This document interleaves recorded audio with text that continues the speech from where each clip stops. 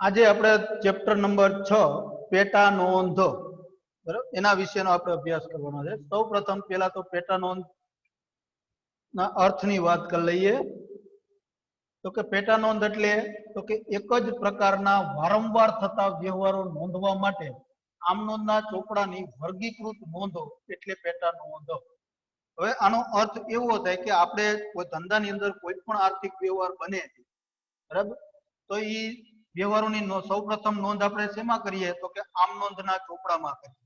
એટલે આપણે આમ નોંધના ચોપડાને પાયાનો ચોપડો કહીએ છીએ, અથવા તો મૂળ ચોપડો કહીએ છીએ, અથવા બુનિયાદી ચોપડો કહીએ છીએ।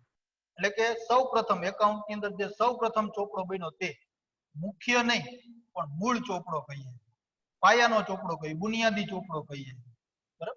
હવે ઘણી વખત ધંધાની અંદર એવું બનતું હોય કે અમુક પ્રકારના વ્યવહારો છે ને વારંવાર થતા હોય। દાખલા તરીકે એક્સપોર્ટ ઇમ્પોર્ટ એટલે કે આયાત નિકાસનો જે ધંધો કરતા હોય તો એને ખરીદીને વેચાણના લગતા વ્યવહારો બહુ જાજા બનતા હોય, બરાબર। દિવસના કેટલાય વ્યવહારો બની જતા હોય, તો એના માટે આમ નોંધનો ચોપડો જો બનાવીએ તો થાય કેવું કે આમ નોંધના ચોપડાનું કદ વધી જાય। દાખલા તરીકે હું તમને જનરલ ઉદાહરણ જ આપું કે તમે આપણા જે મુખ્ય 7 વિષયો છે તમારા કોમર્સમાં 11મા ધોરણમાં ભણવાનું, એના માટેનો એક જ ચોપડો તમે બનાવો તો ઈ ચોપડાનું કદ કેવડું મોટું થઈ જાય, એટલે કે દર 15 દિવસે એક ચોપડો ભરાઈ જાય, દર 15 દિવસે એક ચોપડો ભરાઈ જાય, આવું બને। તો આના માટે આપણે શું કરીએ છીએ કે આપણે વિષય વાઇઝ અલગ અલગ ચોપડા કરી નાખીએ। એટલે શું કર્યું તો કે આપણે એક મુખ્ય ચોપડો જે મૂળ ચોપડો છે બરાબર, એના આપણે 7 ભાગ કરી નાખ્યા। એક એકાઉન્ટનો, એક ઇંગ્લિશનો, એક ગુજરાતીનો, એક બીએ નો, એક ઇકોનોમિક્સનો, એસપીસી નો અલગ, સ્ટેટનો અલગ, હિસ્ટ્રી હોય તો હિસ્ટ્રીનો અલગ, ડ્રોઈંગ હોય તો ડ્રોઈંગનો અલગ, આવી રીતના આપણે વિષય વાઇઝ ચોપડા અલગ કરી। એવી જ રીતના ધંધાની અંદર પણ એમ જ કે જ્યારે અમુક પ્રકારના વ્યવહારોનું પ્રમાણ ખૂબ જ વધી જતું હોય, મેં જેમ કીધું કે આયાત નિકાસનો ધંધો કરતા હોય, એક્સપોર્ટ ઇમ્પોર્ટ, બરોબર, તો એવા સમયે એને ખરીદ વેચાણને લગતા વ્યવહારોનું પ્રમાણ વધી જતું હોય।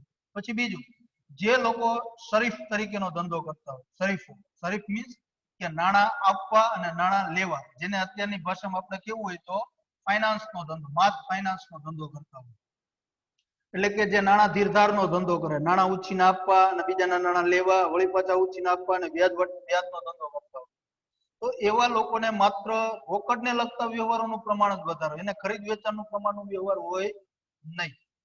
જો હું તમને સ્પેશિયલાઇઝેશન બાબતો કહેતો છું। પછી તો એવા લોકો માટે શું કરવાનું તો કે એ લોકો આમ નોંધના ચોપડા રાખતા નથી, એની જગ્યાએ એનો ઓપ્શન્સ આપેલો છે પેટા નોંધ, એટલે પેટા નોંધ બનાવે। જ્યાં પેટા નોંધ બનતી હોય ત્યાં આમ નોંધ બનાવવાની થતી નથી, કારણ કે બે એક સિક્કાની બાજુ એક અલ્ટરનેટ છે, વિકલ્પ સ્વરૂપે છે।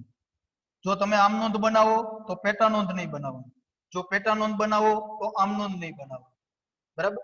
એટલે પેટા નોંધ બનાવવાનું કારણ શું તો કે ધંધાની અંદર બનતા એક જ પ્રકારના વ્યવહારોનું પ્રમાણ જ્યારે વધી જાય ત્યારે આમ નોંધનો જે ચોપડો આપણે બનાવીએ છીએ એ બનાવવાનો નહીં, પણ એને શું કરવાનું તો કે એના વિભાગ પાડી નાખવાનો। તો કે વિભાગ પાડીને શું કરવાનું તો કે દરેક વિભાગનું એક નામ હોય। દાખલા તરીકે ખરીદીના વ્યવહાર હોય તો ખરીદ નોંધ, વેચાણને લગતા વ્યવહાર હોય તો વેચાણ નોંધ, પછી રોકડને લગતા વ્યવહાર હોય તો રોકડ મેળ, હુંડીને લગતા વ્યવહાર હોય તો હુંડી નોંધ, આવી રીતના એના પ્રકાર પાડી દેવામાં આવે। એટલે વિભાગના જે પ્રકાર પડી ગયા, બરાબર, એટલે કે ખરીદીના, વેચાણના, ખરીદ પરત, વેચાણ પરત, એ બધી માલની નોંધ કહેવાય, તો માલની પેટા નોંધ તૈયાર કરવાની। રોકડને લગતા હોય તો રોકડ મેળના વ્યવહારો બનાવવાના, હુંડી હોય તો હુંડીની બનાવવાની, આવી રીતના અલગ અલગ પેટા નોંધો તૈયાર કરવામાં આવે। એટલે કે દરેક જે વિભાગ અલગ કરી નાખ્યો એ વર્ગીકૃત જે નોંધ, અહીંયા શબ્દ વાપર્યો ને વર્ગીકૃત નોંધ, એટલે કે જે ચોપડાને વર્ગીકૃત, આમ નોંધનો ચોપડો વર્ગીકૃત કરવો એટલે ભાગ પાડી દીધો, એની નોંધ પેટા નોંધો। પેટા એટલે નોંધ, એટલે એ તો નોંધ કરવી એમ જ છે, બરોબર, પણ પેટા નોંધ એટલે કે આમ નોંધનો ચોપડો ન બનાવતા એના પેટા સ્વરૂપ જે નોંધ તૈયાર કરવામાં આવે એ પેટા નોંધો। આપણે જે મુખ્ય જ આમ નોંધનો ચોપડો બંધ કરી દેવાનો છે, એટલે કે એને ચાલુ કરવાનો જ નથી, તો એના બદલામાં એના પેટા સ્વરૂપ આપણે શું ચાલુ કર્યું તો કે જે નોંધ બનાવી એને પેટા નોંધ કહેવામાં આવે, એટલે આનું નામ પેટા નોંધ છે, બરાબર। વળી પાછો આપણે ફરીથી આપણે અર્થ સમજીએ, પાછો વાંચીએ તો કે એક જ પ્રકારના વારંવાર થતા વ્યવહારો. તો મેં કીધું ને કે કોઈ પણ ધંધાની અંદર કોઈ સ્પેશિયલાઇઝેશન ધંધો હોય તો એક જ પ્રકારના વારંવાર ધંધા બનતા હોય તો એવા સમયે કે ઈ લોકો શું કરશે તો કે ઈ લોકો જે છે એ એક વિભાગ આખો અલગ કરશે, આખી પેટા નોંધ તૈયાર કરશે, જેને આપણે પેટા નોંધ તરીકે ઓળખવામાં આવે, બરાબર. પછી પેટા નોંધ છે એને દૈનિક ચોપડા એટલે કે ડે બુક તરીકે પણ ઓળખવામાં આવે છે. આ ટૂંકા પ્રશ્ન તરીકે યાદ રાખો. દૈનિક બુક, દૈનિક એટલે રોજે રોજનું જે ચોપડાની અંદર નોંધ કરવામાં આવે એને દૈનિક ચોપડા તરીકે ઓળખવામાં આવે. પેટા નોંધ છે એ દૈનિક બુક તરીકે પણ ઓળખવામાં આવે.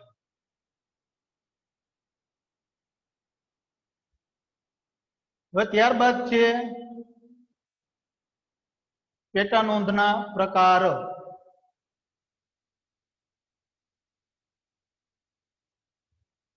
હવે પેટા નોંધના મુખ્ય 4 પ્રકાર છે. જો 1, 2, 3 અને 4. દરેકના વિશે તમને ટૂંકી માહિતી આપી દઉં.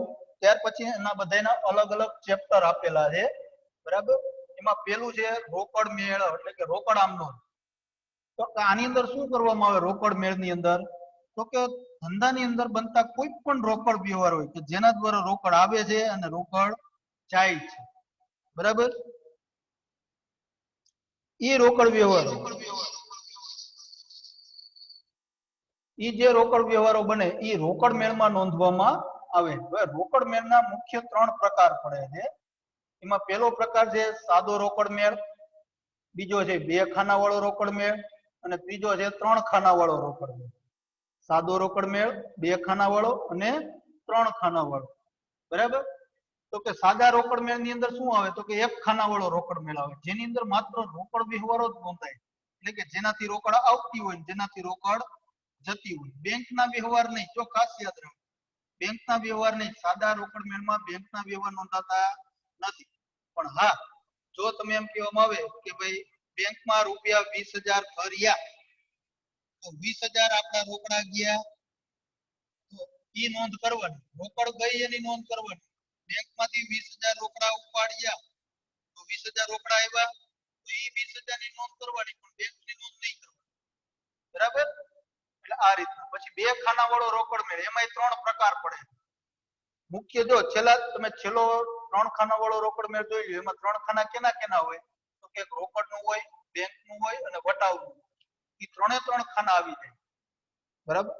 આપણે જે આમનોંધની અંદર રોકડને લગતા વ્યવહારો જોઈએ એમાં જો આવું આવતું રોકડના વ્યવહાર હોય તો રોકડે આવતી, બેંક હોય ને વટાવ વાળું આવતું. તો આ 3 ખાના વાળો રોકડ મેળ બનાવી શકાય. એટલે 3 ના વ્યવહારો નોંધવા માટે આ રોકડ મેળ બેસ્ટ. પણ 2 ખાના વાળો રોકડ મેળ હોય તો આ 3 માંથી જ રમવાનું. કાં તો તમે રોકડ અને બેંક નો બનાવી શકો, અથવા રોકડ અને વટાવ નો બનાવી શકો, અથવા બેંક અને વટાવનું. બેંક અને વટાવનું બનાવો એમાં બેંક અને વટાવને લગતા જ વ્યવહાર નો, એમાં રોકડ નો વ્યવહાર આવે નહીં. રોકડ વ્યવહાર નથી કહેતો, રોકડ નો વ્યવહાર કહું. તો ખાસ શબ્દ સમજજો. રોકડ અને બેંકના વ્યવહાર હોય તો રોકડ આવતી હોય જતી હોય એ વ્યવહાર નોંધાય, અને બેંકમાં આવતા જતા હોય તો એ પણ વ્યવહાર નોંધાય. પછી રોકડ અને વટાવમાં રોકડ અને વટાવને લગતા વ્યવહારોની નોંધ થાય. એટલે આપણે 3 ખાના વાળા જે રોકડ મેળની વાત કરીએ એમાં 3 પ્રકાર: સાદો રોકડ મેળ, 2 ખાના વાળો રોકડ મેળ અને 3 ખાના વાળો રોકડ મેળ, જેમાં માત્ર રોકડ વ્યવહારો જ નોંધાય છે. જેમાં માત્ર રોકડ વ્યવહારો જ નોંધાય. હવે આનો ઉપયોગ કોણ કરે તો મેં કીધું તેમ જે નાણાં ધીરધારનો ધંધો કરતા હોય, માસ ફાઇનાન્સ કંપનીઓ, એ લોકો રોકડ મેળ બનાવી શકે છે, બરાબર. પછી બેંક પણ બનાવી શકે, કારણ કે પણ બેંકને પણ રોકડને લગતા જ વ્યવહારો વધુ પ્રમાણમાં થતા હોય, તો એ લોકો પણ રોકડ મેળ બનાવી શકે અને પોતાના હિસાબો તૈયાર કરી શકે. પછી બીજું છે માલ અંગેની પેટા નોંધ. આ ખાસ છે, કારણ કે આપણે પેટા નોંધના ચેપ્ટરની અંદર આ 4 જ ભણવાની છે. રોકડ મેળનું આખું અલગ ચેપ્ટર આવે છે, એમાં રોકડ મેળ વિશેની આપણે ચર્ચા, એ આની પછીનું ચેપ્ટર આવે. પછી જે હુંડી અંગેના પેટા નોંધ, એ આપણે બીજા ભાગમાં આવે છે, એકાઉન્ટનો બીજો ભાગ છે એની અંદર હુંડીનું આખું ચેપ્ટર આવે. અને ખાસ આમ એ રોકડ મેળ પછીનું જ ચેપ્ટર આવે, બરાબર. એટલે પહેલા ભાગ એકાઉન્ટના પહેલા ભાગની અંદર રોકડ મેળ, માલ અંગેની પેટા નોંધ અને ખાસ આમ બીજા ભાગની અંદર હુંડી અંગેની પેટા નોંધ. એમાં એની સમજ આપણે હુંડી અંગેની પેટા નોંધની સમજૂતી તમને મળી જાય આમાં પેલા ભાગમાં. હવે માલ અંગેની પેટા નોંધની અંદર તો કે એમાં 4 પેટા નોંધ આવે. કઈ તો કે ખરીદ નોંધ, વેચાણ નોંધ, ખરીદ પરત અને વેચાણ પરત. ખરીદ નોંધની અંદર જો એક બાબત ખાસ રાખજો, માલની પેટા નોંધની અંદર માત્ર ઉધાર માલના વ્યવહારોની જ નોંધ થાય છે. એટલે ખરીદ નોંધની અંદર માલની ઉધાર ખરીદીના નોંધવા માટે, માલની ઉધાર ખરીદી મિલકતની નહીં, આમાં મિલકતનો કોઈ પણ વ્યવહાર નોંધવામાં આવશે નહીં. બરાબર. તો કે માલની ખરીદ નોંધ, ઉધાર ખરીદ નોંધ નોંધવા માટે વેચાણ નોંધની અંદર તો કે માલનું ઉધાર વેચાણ નોંધવા માટે, ખરીદ પરત હોય તો ઉધાર ખરીદેલ માલ પરત કરેલો હોય, એટલે કે ખરીદેલો માલ તમે પરત કરેલો હોય તો એ ખરીદ પરત નોંધ નો. પછી વેચેલો માલ પરત આવે તો વેચાણ પરત નોંધની અંદર તૈયાર. એટલે માલની પેટા નોંધની અંદર આ 4 પેટા નોંધ તૈયાર થાય: ખરીદ નોંધ, વેચાણ નોંધ, ખરીદ પરત અને વેચાણ પરત. પછી છે ત્રીજા નંબરનું હુંડી અંગેની પેટા નોંધ. હુંડી એટલે શું? તો કે કોઈની પાસેથી આપણે રૂપિયા લેવાના છે અથવા કોઈને આપણે રૂપિયા દેવાના છે. એમાં હુંડીની અંદર ખાસ માની લો કે કોઈની પાસેથી મારે લેવાના છે. દાખલા તરીકે હું તમને એમ કહું ભાઈ મારે મહેશભાઈ પાસેથી 5000 રૂપિયા લેવાના છે, તો હું એક હુકમનામું લખું. એક પહોંચ હોય ને આપણે એના જેવું જ હોય, એની અંદર જરૂરી લખાણ હોય કે જેની અંદર લખેલું હોય ભાઈ મહેશભાઈ પાસેથી મારે, એટલે કે હું પ્રકાશ બોલે 5000 રૂપિયા લેવાના છે, જે મને આ તારીખના રોજ એ મને નાણાં આપશે. બરાબર. એની અંદર નોંધ કરેલી, એમાં મેં મારી સહી કરેલી હોય અને સામેવાળી વ્યક્તિએ પણ સહી કરેલી.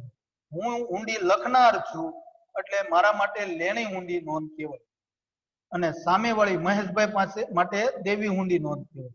એવી રીતના મારા માટે દેવી હુંડી નોંધ ક્યારે થાય કે જો માની લો કે મહેશભાઈ રૂપિયા મારી પાસેથી લેવાના છે, તો મહેશભાઈ હુંડી લખીને સહી કરે અને મને મોકલાવે એટલે હું એ વાંચી અને એમાં સહી કરું, ત્યારે એ મારા માટે દેવી હુંડી નોંધ કહેવાય. કારણ કે મારે રૂપિયા દેવાના છે એટલે દેવી હુંડી નોંધ, અને મારે રૂપિયા લેવાના છે એટલે લેણી હુંડી નોંધ. બરાબર. તો એને લગતા વ્યવહારો છે એ હુંડીની અંદર નોંધાય. હવે આ ત્રણ ની અંદર રોકડ મેળ, માલની પેટા નોંધ અને હુંડીની પેટા નોંધ, એમાં જે વ્યવહારો ન નોંધાય એ બધા ખાસ આમ નોંધમાં નોંધાય. ઉપરની પેટા નોંધમાં જે વ્યવહારો ન નોંધાય એ બધા ખાસ આમ નોંધની અંદર નોંધાય. એ સિવાય આ ઉપરાંત ઉપરની જે પેટા નોંધ છે એમાંથી જે પેટા નોંધ ન બનાવેલી હોય અને એના વ્યવહાર બનતા હોય એ વ્યવહારોની નોંધ પણ ખાસ આમ નોંધની અંદર કરવામાં આવે, એટલે એને ખાસ કહેવામાં આવે. આમ નોંધ ખરી પણ કેવી? ખાસ. શા માટે? તો કે જે ક્યાંય ન આવે ને અહીંયા આવે. આપણે નથી કહેતા હું સ્પેશિયલ પર્સન છું. શું? તો કે જ્યાં કોઈ કામમાં ન આવે ને ત્યાં આપણે કામમાં આવતા હોય, એટલે કે સ્પેશિયલ, એટલે કે ખાસ, એટલે કે ખાસ આમ નોંધની અંદર. રોકડ મેળ એટલે રોકડ વ્યવહારો નોંધવા માટે, માલ અંગેની પેટા નોંધ એટલે ખરીદ નોંધ, વેચાણ નોંધ, ખરીદ પરત, વેચાણ પરત. હુંડીની અંદર તો કે લેણી હુંડી નોંધ, દેવી હુંડી નોંધ અને ખાસ આમ નોંધ, એટલે ખાસ આમ નોંધ એ સિવાયના. આ વાત હતી પેટા નોંધના પ્રકારોની વાત. હવે ત્યાર પછી છે પેટા નોંધના ફાયદા, એટલે કે પેટા નોંધ રાખવાના ફાયદા શું? તો કે પેલું છે કાર્યની વહેંચણી. હવે અલગ અલગ જે મેં તમને આગળ 4 પ્રકાર બતાવ્યા, રોકડ મેળ, માલની પેટા નોંધ, હુંડીની પેટા નોંધ અને ખાસ આમ નોંધ, આ અલગ અલગ 4 વ્યક્તિઓને તમે કાર્યની વહેંચણી કરી. ભાઈ રોકડ મેળ તો કે ભાઈ આ એક વ્યક્તિએ બનાવવાનું, માલની પેટા નોંધ તો કે બીજી વ્યક્તિએ બનાવવાનું, હુંડી અને ખાસ આમ નોંધ છે તો કે ત્રીજી વ્યક્તિએ બનાવવાનું. તો એવી રીતના કાર્યની તમે વહેંચણી કરી શકો છો અને ઝડપથી તમે કામ લઈ શકો. એટલે કે શ્રમ વિભાજન થયું. કાર્યની વહેંચણી કરવી એટલે કે શ્રમ વિભાજનના તમે લાભ લઈ શકો. શ્રમ વિભાજનના લાભ ક્યાં આવે? તો કે તમે કોઈ પણ કાર્ય છે એ તમે ઝડપથી મેળવી શકો. બરાબર. ત્રીજું છે અન્ય લાભો. અન્ય ક્યાં લાભ? તો કે એમાં પેલું કીધું ઓડિટનું કાર્ય સરળતાથી અને ઝડપથી થાય. હવે આમ નોંધની અંદર આપણે હિસાબો ચેક કરવો હોય તો આખો આમ નોંધનો ચોપડો ચેક કરવો પડે. એના બદલે તમે અહીંયા વિભાગ વાઇઝ જે પેટા નોંધો આપેલી છે પેટા નોંધ વાઇઝ તમે હિસાબો ચેક કરી શકું. ઓડિટ કરવું એટલે હિસાબો ચેક કરવા સાચા છે કે ખોટા. એકાઉન્ટના નિયમ મુજબ જે હિસાબો સાચા છે કે ખોટા એ ચેક કરવું એટલે ઓડિટ કરવું. અને આ ઓડિટ નું કાર્ય છે એ સીએ કરતા હોય છે, તમને બેઝિકલી ખબર હશે. પછી હિસાબો તૈયાર કરવામાં પણ સરળતા અને ઝડપતાનો લાભ મળે. હવે રોકડ મેળ એક વ્યક્તિ તૈયાર કરતી હોય, માલની પેટા નોંધ અલગ કરતી હોય, અન્ય પેટા નોંધ હોય તો એ બીજી ત્રીજી વ્યક્તિ તૈયાર કરતી હોય, તો એનાથી કામમાં ઝડપ આવે, હિસાબો ઝડપથી તૈયાર થાય. બરાબર? એટલે જે તેની વિગતોની આપણે માહિતી જોતી હોય તો એ વિગતોનો ઝડપથી મળે અને સમયનો પણ બચાવ થાય. આપણો ચોથો લાભ આમાં જે છે પેટા લાભ, ચોથો લાભ એ સમયનો બચાવ થાય. અને છેલ્લું જે તારણરૂપ માહિતી તમને ઝડપથી મળે. મારે એમ જાણવું હોય કે ભાઈ રોકડ કેટલી છે આપણા ધંધાની અંદર આજની, તો તમને ઝડપથી માહિતી મળી જાય. કેવી રીતના? તો કે રોકડ મેળ પરથી મળી જાય. આપણે બેંકમાં સિલક કેટલી છે તો બેંક રોકડ મેળમાં જે બેંકનું ખાનું છે એના દ્વારા તમને બેંક સિલકની માહિતી મળી. પછી હું એમ કહું ભાઈ ખરીદી કુલ કેટલી આપણે કરી ઉધાર ખરીદી, બરોબર, તો તમને ખરીદ નોંધ પરથી માહિતી મળી જાય. કુલ ઉધાર વેચાણ કેટલું કર્યું તો વેચાણ નોંધ પરથી માહિતી મળી જાય. એવી રીતના અલગ અલગ જે પેટા નોંધો તૈયાર કરેલી છે તમને ઝડપથી માહિતી મળી જાય, કારણ કે દરેક લોકો અલગ અલગ કાર્ય કરતા હોય. અને આમ નોંધના ચોપડામાં શું થાય કે એક જ વ્યક્તિ આમ નોંધના હિસાબો તૈયાર કરતો હોય તો તમને એમ કહેવામાં આવે કે રોકડ કેટલી, તો રોકડને લગતા જેટલા વ્યવહાર હોય ને એની અલગ નોંધ કરી અને એના આધારે તમારે માહિતી મેળવવી પડે. રોકડ મેળવી તમને તાત્કાલિક માહિતી આપે. એવી રીતના ઉધાર ખરીદી કેટલી કરી તો ઉધાર ખરીદીની માહિતી તમને ખરીદ નોંધ પરથી તાત્કાલિક મળી જાય, જે આમ નોંધમાંથી તમને મળતી નથી. એટલે આ જે છે એ બધા પેટા નોંધના ફાયદા છે. બરાબર?